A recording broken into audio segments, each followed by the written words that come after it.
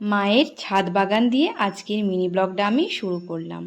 কি সুন্দর লাগে মায়ের এই ছাদ বাগানটা দেখলে, আমার তো দেখলেই মন ভালো হয়ে যায়। তো তাই তোমাদের সাথে মায়ের পুরো ছাদ বাগানটা শেয়ার করলাম। আজ আমি এসেছিলাম মায়ের কাছে।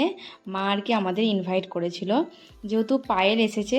পায়েল তো প্রথমবার এসেছে, ওর জন্য মা পায়েলকে, বৃষ্টিকে, সানাকে আর আমাকে আর সুমনকে ইনভাইট করেছে। তো সব দেখো চলে এসেছি, সকাল সকালই এসে গেছি।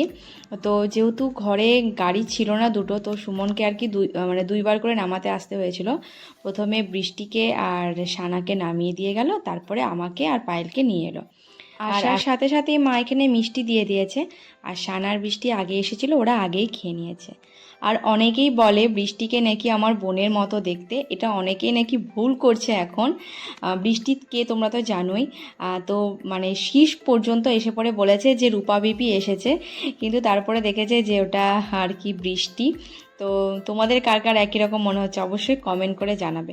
তারপরে গিয়েছিলাম হচ্ছে বাজারে, আমার চোকারটা একটু ছেড়ে গিয়েছিল, তো ওটাই আর কি সোনার দোকানে নিয়ে গিয়েছিলাম। আর আসার সময় আমার একটা ব্লাউজ নেওয়ার ছিল, ওটা নিয়ে আমি বাড়ি এলাম। এসে পরেই খেতে বসে গিয়েছিলাম, কারণ খুব খিদে পেয়েছিল। আর তরমুজের লস্যি খেতে খেতে আজকের এই মিনি ব্লগটা শেষ করলাম।